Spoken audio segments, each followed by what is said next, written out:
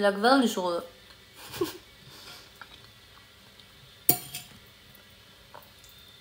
Lysrødsmag.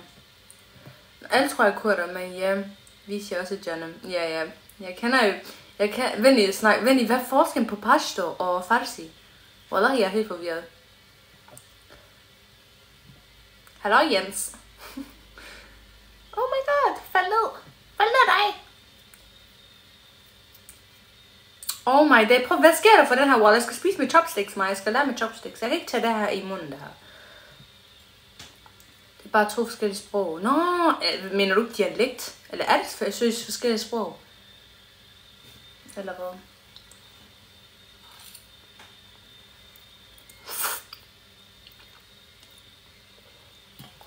Hvad smager det af?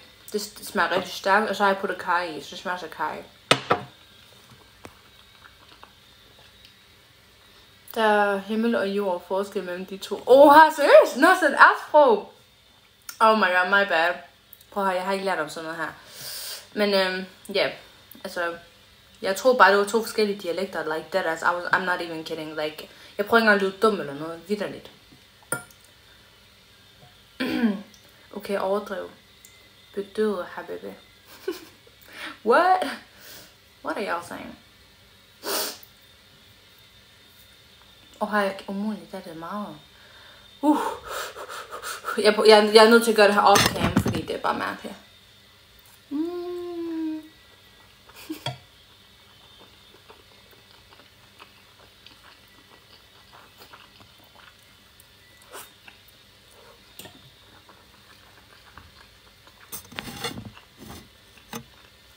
It's so pretty. Oh, thank you. You're so nice. Thank you. Allahu Akbar. Guys, jeg fortæller lige en lille storytime. Jeg spiste en gang bulldog noodle, ikke? Og jeg laver sjov med, når jeg siger det her. Jeg spiste bulldog noodle. Jeg puttede ikke engang... Jeg tror, jeg puttede halvdelen af den der sovs, der var i, ikke? Oh my god. Jeg spiste det hele, ikke? Jeg tvang mig selv til at gøre det helt færdigt, jeg tænkte, det er bare spildt, hvis jeg smider det ud. Hør hvad jeg siger. Wallahi, jeg troede, sådan, jeg kiggede sådan her, jeg følte ikke, jeg var rigtig. Jeg kiggede rundt omkring, jeg følte ikke noget var rigtigt. Så stærkt det var.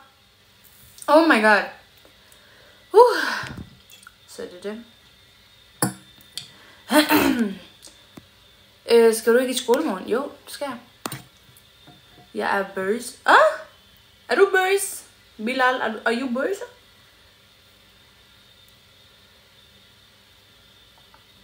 Can you speak English, please?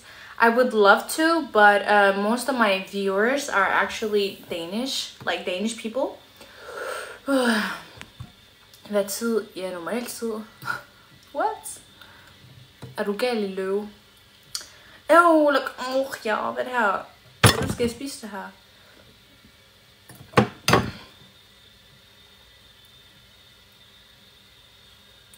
Sov. Hvorfor skal jeg sove nu?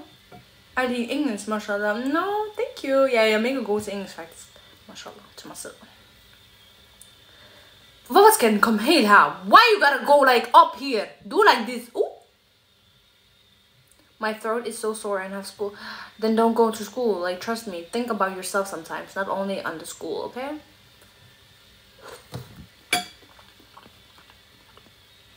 Hvorfor spiser du egentlig så late? Hallo, wallah guys, jeg plejer ikke at spise så late, men jeg ved det ikke, fordi... jeg ved det ikke. Jeg spiste rugbrød, ikke? Siden før, ikke? Og så blev jeg så meget mæt af det, så jeg kunne ikke... Og det er først nu, jeg begyndte at blive sulten, så jeg tænkte, okay, jeg spiser lige hurtigt. Du er rigtig, rigtig smuk. No, tak. I can't choose. My mom won't let me. Damn. Then you gotta do it. Jeg er 18. Har du puttet ost? Ja, det har jeg. Selvfølgelig har jeg det. Jeg har puttet ost, det har jeg. Cardi. Hvad bruger du til din negle? Det er langt. Tak, Marshall. Tak. Den her, den er knækket for det første. Den her, den er ved at knække. Men jeg bruger ikke rigtig noget. Jeg har altid haft svært ved at have lang negle. Jeg har aldrig nogensinde haft det. Det er først den her måned, eller sådan sidste måned, jeg har groet dem. For første gang. Nej, for anden gang faktisk. Okay, lad mig være ærlig, for anden gang. Men jeg ved, jeg har ikke gjort noget. Jeg har bare tænkt, jeg vil ikke have nogen sygdom. Jeg skal ikke bide min negl, okay? Fordi min mor... er du fra Jylland? Ja. Jeg ligner ikke hende på 14. Min mor, hun var altid sådan, du skal ikke bide den, du skal ikke bide den, du skal ikke bide den. Jeg er hvert sekund, så jeg var sådan, nu stopper jeg kraftedeme. Synes du, jeg skal lige se. Synes du, at det er skørt at være til det samme køn? Honestly, ja. Yeah. Altså, men jeg må lige sige noget, fordi jeg kommer ikke til at være sådan, føj, du fucking klam, hvis der kommer en eller anden LGBTQ-person. Føj, fuck, du klam. Nej, sådan der vil jeg ikke være, fordi ærligt, man skal respektere alle folk. De er mennesker i sidste ende. Det eneste, jeg respekterer ikke, du ved, jeg kan godt acceptere det, men jeg respekterer det. Nej, jeg accepterer. Hvordan man siger det nu? Jeg respekterer det ikke, men jeg accepterer det. Er det ikke sådan noget der? Altså sådan, jeg støtter det ikke, men det er ikke fordi, jeg hader dem. Forstår du?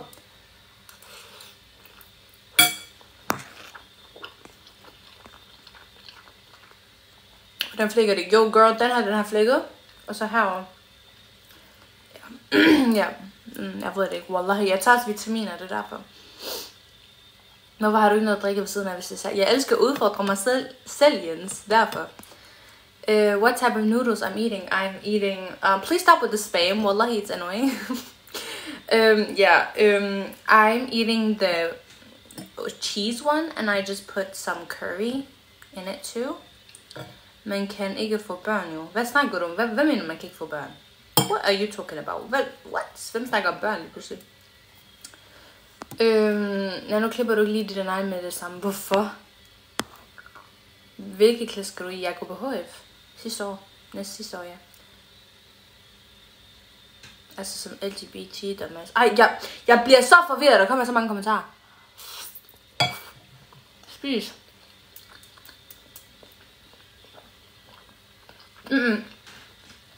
Det er ikke det lyserød, det er orange en. Yeah. Where's your fit from? It's from Shein. So yeah.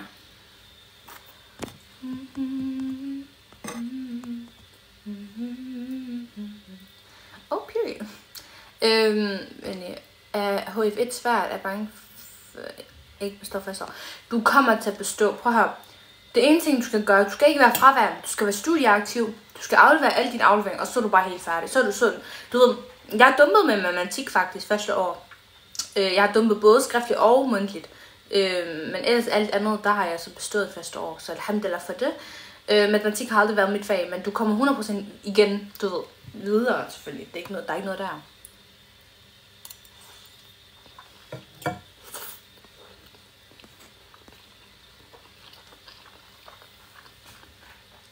Siger, man kan ikke få børn som LGBT, du sejler. Hør der er mange kommentarer. Hvordan skal jeg huske, hvad du skriver? Jeg skal i skole i morgen, jo. Efter det her, jeg sover bare roligt. Jamen, så, altså, man kan ikke få det, nej. Og der er jo også det her med Donald Trump, han vil ikke have, du ved, det der LGBTQ har også sådan noget. Og så det her med abortion og sådan noget der.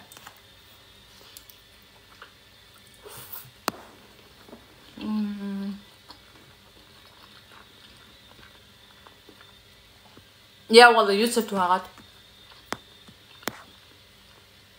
Nej, jeg går på HF sidste år. Sidste år, jo. Men det går ud fra eksamener, jo. Det betyder ikke, at du skal dumpe alle. Selvfølgelig, så er du lidt fucked, ikke? Men bare, altså, du skal bare gøre dine ting. Ligesom jeg sagde, ikke være fraværende. Lav dine ting. Studer på et pensum og sådan noget. What happened to your nail? Yeah, it broke. Altså bestået. Ja, lige præcis 02. Du bestået, så. Har du god i skolen? Ja, det er jeg. Kamala eller Trump? Okay, ingen af dem. Jeg havde de der politikere. Jeg kan ikke stole på nogen af dem.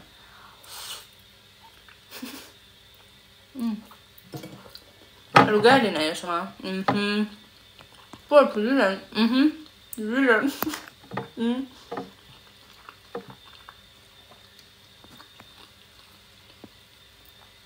Hvor gammel er du? Jeg er 18.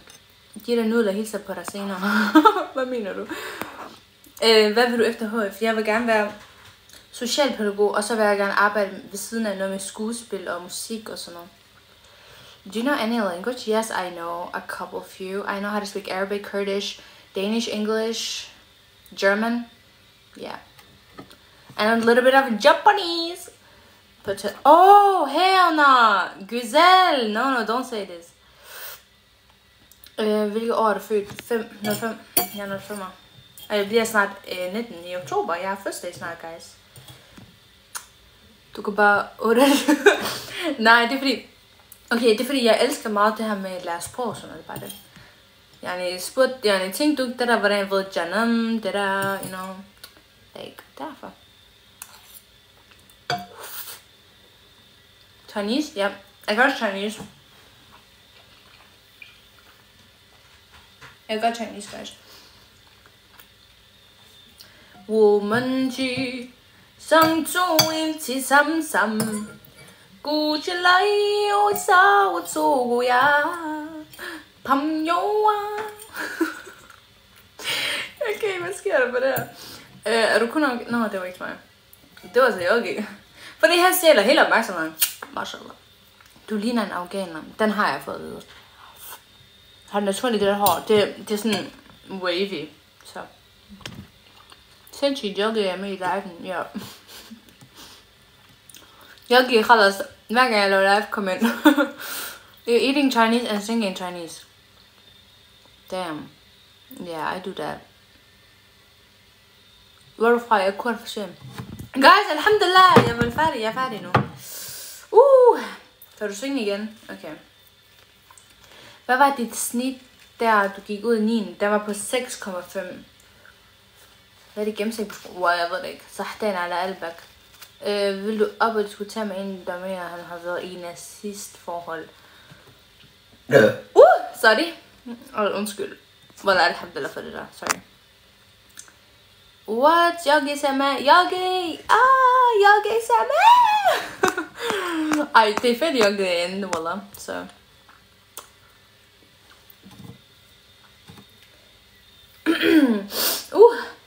Hvad er dit snit på... Nej, hvad er dit snit i HF? Lige nu, jeg ved det ikke, fordi jeg har ikke været i alle eksamener, så I don't know.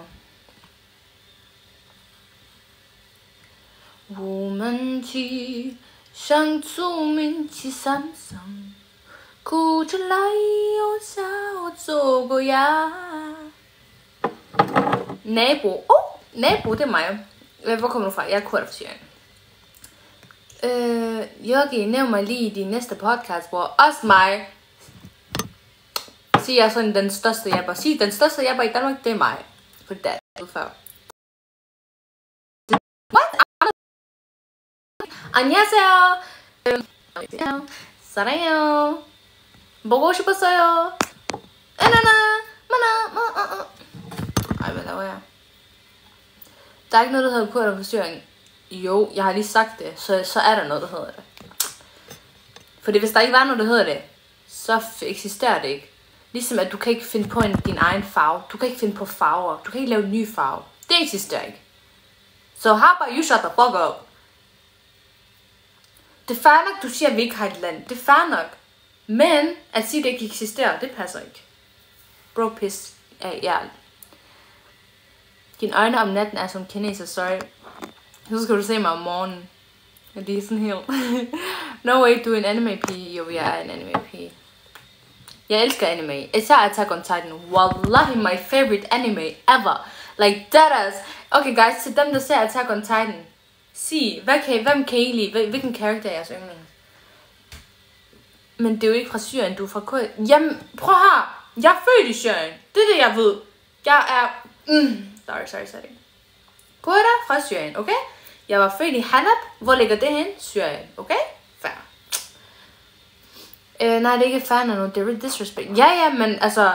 Når man har allerede forklaret folk, at det de gør, det er forkert, at de ikke fatter noget, fordi de er så dumme, ikke? Så fuck det, så er det deres egen problem. Og så er det der, hvor jeg er ligeglad. Ja. Like deadass. Jamen deadass, jeg mener det er altid deadass mig. So. Jeg er født i Shame. Really?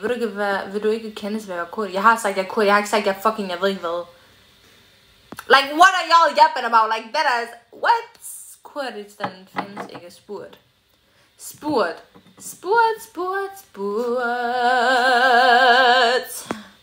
Don't play with me cause you are so jealous, okay? Don't play with me right now.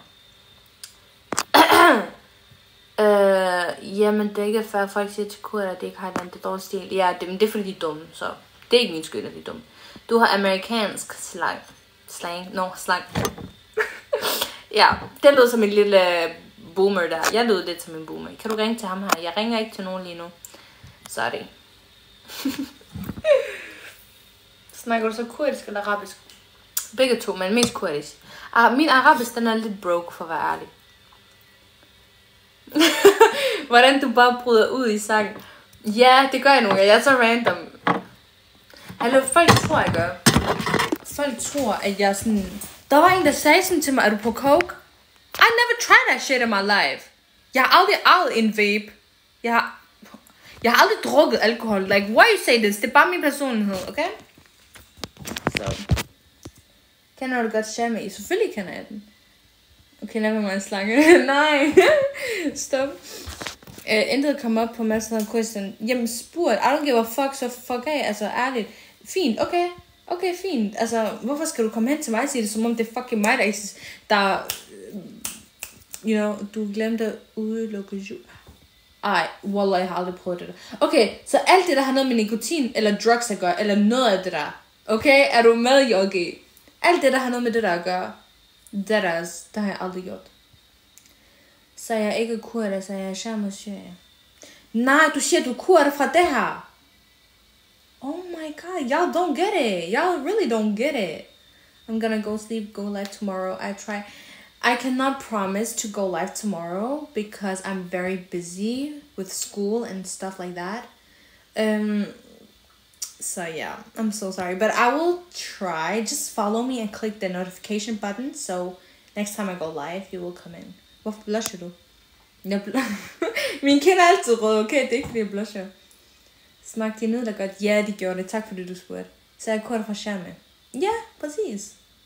Men selvfølgelig. Men hvordan du synes det er, skal du bare sige det. Okay? Haha, tror på dig, det er også. Ja, det er også. Tak fordi du tror på mig. Og wallah, jeg har aldrig lavet sådan noget, fordi jeg er vokset op rigtig godt. Ikke alt det der. Okay? Det gør det, at jeg bænder for meget, men det er noget helt andet. Hvor længe har du boet i Danmark? Jeg har boet i Danmark i 13 år. Ikke 3 år, 13. Ja. Palæstina eksisterer, men på Google Maps gør det ikke. Det betyder ikke, at man skal være delusional. Men jeg skal lige... Vent, er på min side lige nu. Jeg skal lige tænke. Nej, hvem rødmer du på grund af? Jeg mener det, mine kender, de er altid sådan her. Jeg rødmer mig ikke. Jo, jeg er lidt rød, men jeg rødmer mig ikke. Du snakker flot dansk. Tak. Nej, trust me. Jeg kan godt snakke sådan flydende dansk. Og nogle gange, så er jeg sådan lidt... Sådan, du ved... Hvordan skal jeg sige det? Sådan lidt mærkeligt, når jeg snakker dansk. Men det er bare en del af min humor. Okay? Så ja. Hvorfor får man sådan en flot farve på læberne, når man spiser nudler? Bulldog-nudler. Du er gudsmuk. No! Ej, hvor du så. Tak. Ej, hvor du cute. Landmand dansk. Jeg snakker dansk. Ej, er det din rigtige negle? Ja, det er det. Det look like. Man ser, den er lidt broken her. Så jeg skal klippe det af, men jeg har ikke en neglefiler. Hvor gammel er du? Jeg er 18. Hvad laver du til dagligt? Jeg er simpelthen kunstnerisk. Ja! Så er sådan... Hvad mener ham der? Jeg har lidt tilbage, men ved ikke, hvad jeg skal... Ja, jeg forstår det godt, men... Jeg ved det ikke. Jeg forstår det godt, men altså... Bare sig det, der giver mening for dig, og ikke give en flyvende fuck om, hvad folk siger. Jeg mener det. Jeg fucking mener det. Okay? Ja. Tog du direkte til Danmark, eller var omkring Indien? Brother, jeg er ikke fra Indien. I can speak Indian a little bit, but it's not like, I'm not from India. Min dansklærer troede, jeg var fra Pakistan. Like, do you see my skin color? Er det på grund af, går du i folkeskole? Ja, nej, folkeskole. Wow, nej, jeg går på HF. Okay, join liven. Oh my god, folk vil gerne have, at du skal join. Det er hans... Det er ham, der bestemmer, om han vil. Hvad er din holdning om Kiswan? Bro, der står Inden. Hvorhen? Hvor står der India? Where Does it say I'm from India? racist. Wallahi, det er racist. I'm not joking. Skriv ind. No. No. Sorry, my bad, sorry. Hello again, how was Aarhus? It was really good, actually. No, it was fine. Shut the fuck up, mit land er mit... Ja, lige præcis. Du laver dine egen rules i dit liv. Og folk skal ikke komme og sige, det her. Okay? For det er en del af det folk, som... Altså, de ting, som folk siger, ikke gør, det har noget at gøre med deres liv og deres tankegang. Så hvis de siger noget dumt, så er det fordi de er dumme, og de har lavet selvtillid. Det explains everything. Oh my god, du er blind. Jeg har spist de her nudler. Wallah, jeg har lige fortalt jer den her historie, hvor jeg spiste nudler en gang. Jeg kunne ikke mærke... Jeg kiggede sådan på mig. Wallah, jeg følte ikke, jeg var ægte. Jeg følte sådan, hvor er jeg hen? Jeg kigger rundt, wallah, biler. Der er en pige i baggrunden, my sister. Okay, David. Oh my, who is that? Er du praktiserende muslim? Altså, honestly, det vil jeg ikke sige sådan, desværre. Vombaklat! Han er tumpe. Jeg så det ikke. Kiswan, han er mærkelig, ikke? Men nogle af ting, han siger, det er rigtigt. Ikke for at lyde mærkeligt. Jeg kan for eksempel give et lille eksempel. For eksempel, der var en pige, som kom ind på hans live og var sådan lidt, hvad synes du, er dine forældre på? Nej, det er de heller ikke. Sådan, for eksempel Kiswan, det er jeg enig med ham om. Det er sådan noget det her med, det er forkert at sove med drenge, når man har en kæreste. Det er jeg enig med. Generelt, jeg synes, det er forkert at sove med drenge. Det synes jeg. Altså, så det, for eksempel, det er jeg enig med. Drikker du? Nej, det gør jeg ikke. Jeg tager ikke noget, jeg drikker ikke, så alhamdulillah. Du spiser hurtigt, skulle du ikke have sushi? Sushi! Nudler? Ja, nudler. Men jeg spiser ret langsomt, faktisk. Er du kurder? Yes. Jeg synes, det var med Trump vandt i stedet. Vandt han? Y'all gotta be kidding me. How old are you? I'm 18. Besynderligt, du er aktiv her. Hvilke eksempler mere? Er du fra Aarhus? Nej. Eksempler, okay, venlig. Hvad har jeg også enig om? Okay, jeg kan sige en ting, jeg ikke er enig om, eller enig i, eller hvad fuck det hedder, ikke? Jeg er i hvert fald ikke enig i, at tykke piger, eller det der, de er mindre værd. Det er jeg ikke enig med, fordi i sidste ende, vi er alle mennesker. Hvis man er tilfreds med sig selv, så er man tilfreds med sig selv. Og så skal man være fucking ligeglad med, hvad folk siger. Selvfølgelig er der noget med sundhed og sådan noget, men det er jo ens egen ansvar. Så kan der ikke komme en og fortælle dig, at du skal gøre det der. Er du tyk? Jeg er ikke tyk. Jeg er heller ikke tynd. Jeg ligger imellem. Det vil jeg selv sige. Wow, det var min asbog. Wow, Abahaus. Det var crazy. Det var ondt. Hvor gammel er du? Jeg er 18. Abaha, wow. Hvad?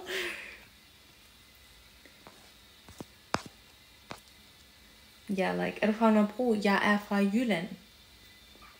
Så. Har du kørekort? Ikke nu, desværre. Jeg skal spare lidt op for at leve det. Hvad synes du om han blev valgt? Ja, Donald Trump. Ej, mener du der? Du laver ikke sjov med mig lige nu. Altså, jeg kunne ikke give en flyvende fuck, fordi jeg bor ikke i det samme land. Han er ikke min præsident, forstår du?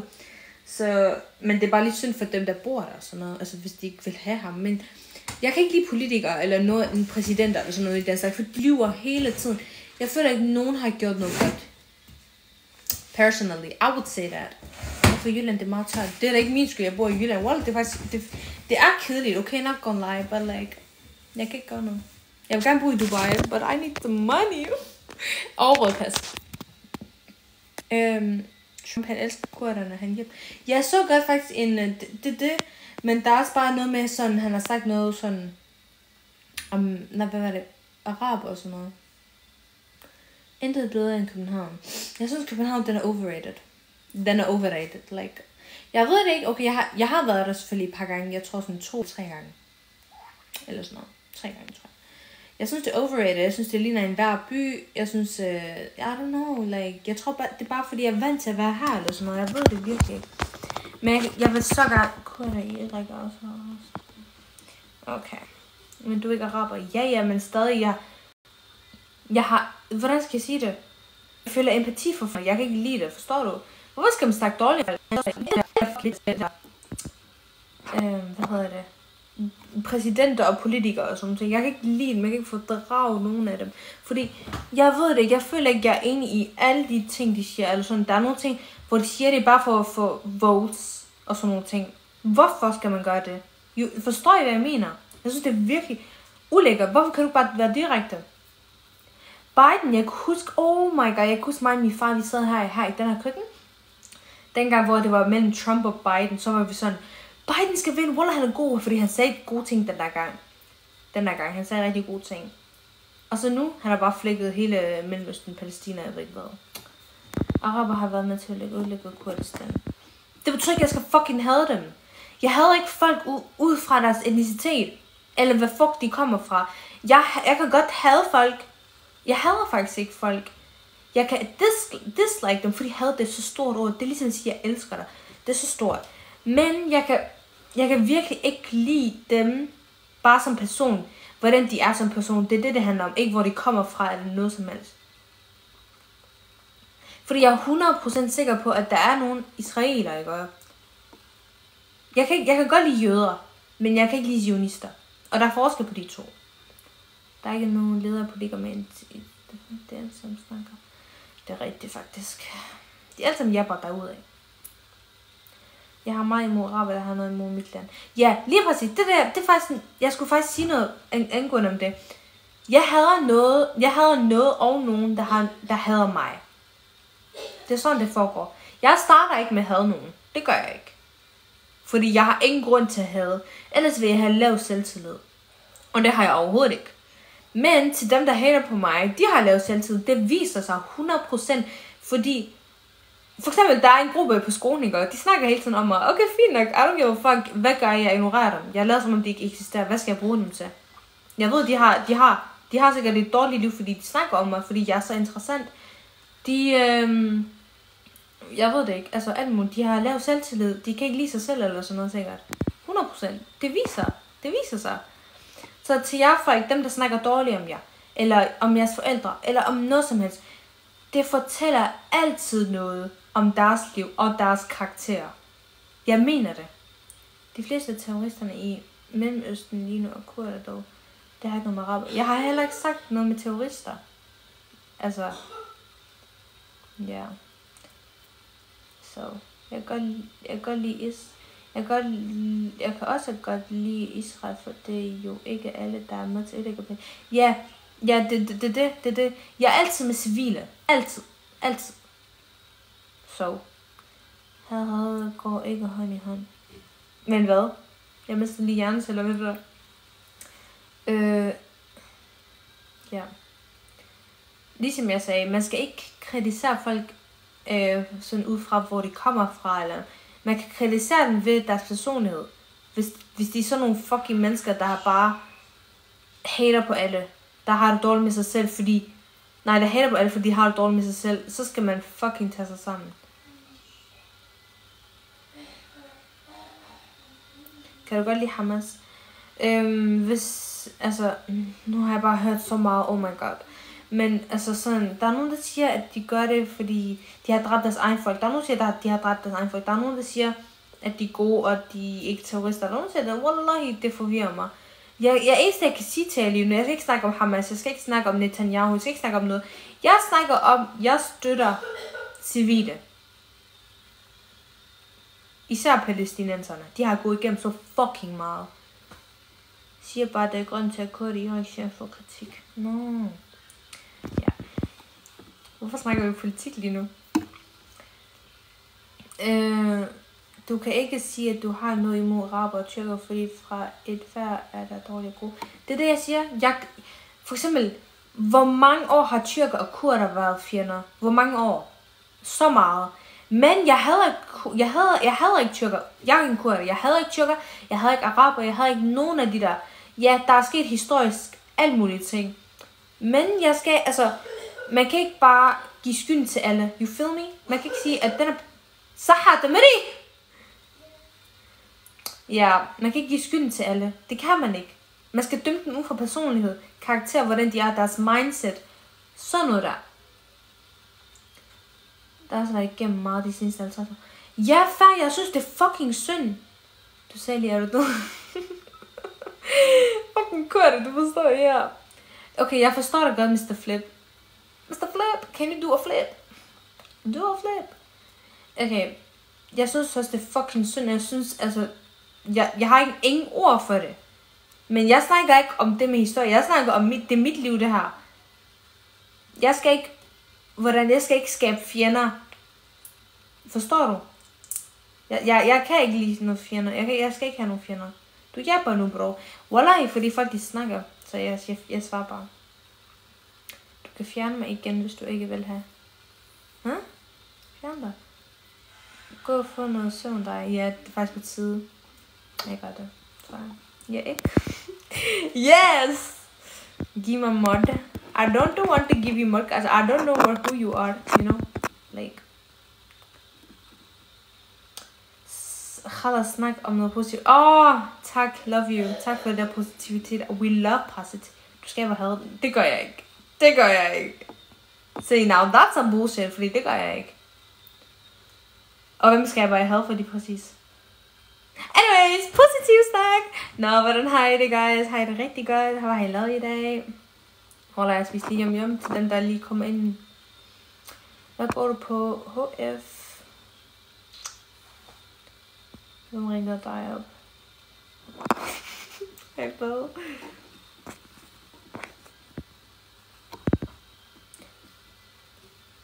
Du sagde før, hvis nogen havde dig, havde du dem. Altså... Vil du have, at jeg skal disrespect mig selv? Skal jeg elske dem? Hvorfor skal jeg elske dem? Jeg kan fortælle jer noget, fordi at jeg har et godt hjerte. Jeg vil ikke sige, at jeg vil have dem.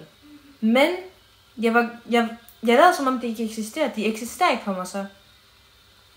Så ja. Og en anden ting.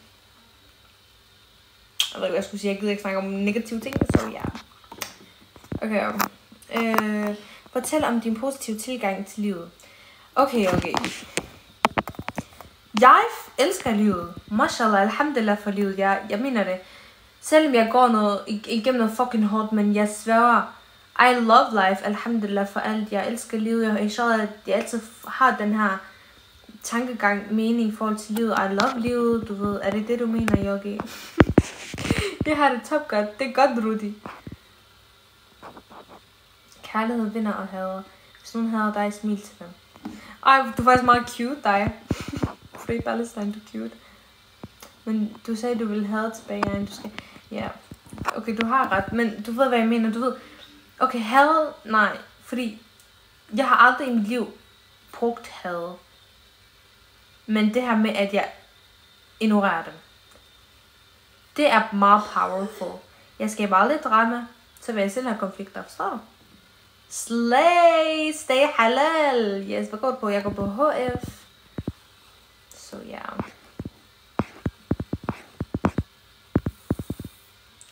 Wallah, tak for gaverne, Rudi, det betyder meget. Nej, jeg ved ikke, hvad du mener, så du må sige meget. Hvad betyder det? Hvad betyder det? Om 4 måneder skal jeg til bil. Ej, snyd. Jeg vil også gerne. Jeg skal ned til familie. Ej, hvor hyggeligt. Jeg håber, du hygger dig.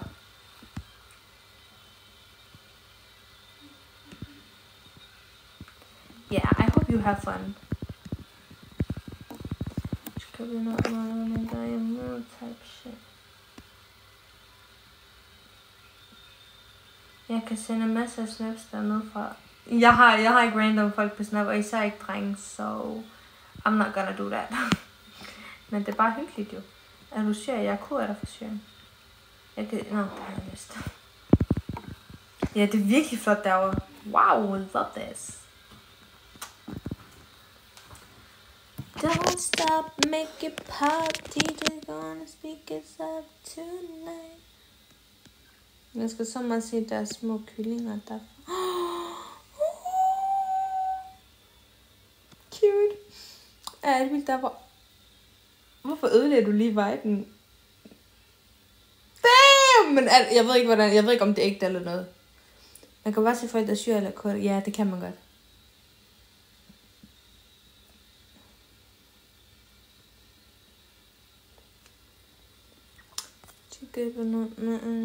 Undskyld sproget, bare. Det er okay. Det er okay. Alle kommer til at bande en gang imellem, ikke? Oh no, our table, it's broken. Hvor går den her sådan skæv? Oh no, den skal være herovre. Det er meget dårligt ord. Free Palestine.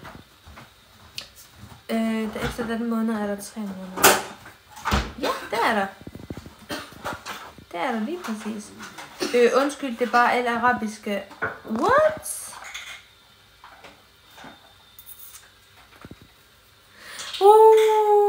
Husk 15. I like it, love it. I like it, love it. I like it, love it. Har du lavet din næse? Nej, det har jeg ikke. Men det skal jeg nok gøre i dag. What? Der er allerede snart sommerferie igen. Jeg føler ikke så meget det snart. Jeg ved det ikke.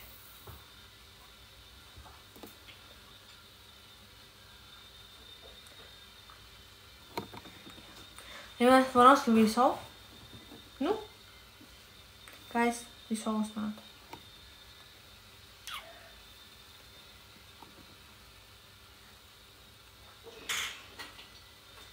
Hvorfor er der beef på? Der er ikke beef. Who said der var beef? Tak for gaverne igen, Rudi. Der er slet ikke rasjovt med det der tynde nogen. Det smager så godt. Oh my god. Især, oh my god. Med pickles. Ja, jeg elsker pickles.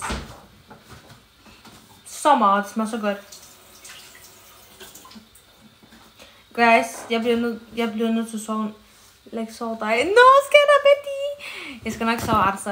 Jeg skal faktisk sove nu. Vi skal i skole morgen. Jeg ved det godt, skatter. Det der hvidløg. Det hedder creme tun. Altså, dressing, hvidløg. Ja, hvidløgsdressing. Nej, det skulle ikke hvidløg. Jo, det er det der. Creme tun. Vi kan fatter ikke kemi på højt. Wow, jeg forstår det godt. Hvis du vil have noget at sige til mig. Okay, guys. Lad os what? Okay, jeg bliver nødt til at pakke det her væk.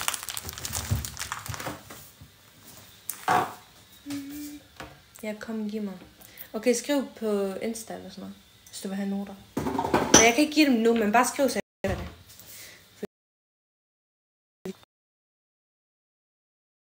Bare, ja, skriv til mig. Så guys, jeg slukker live nu. Godnat.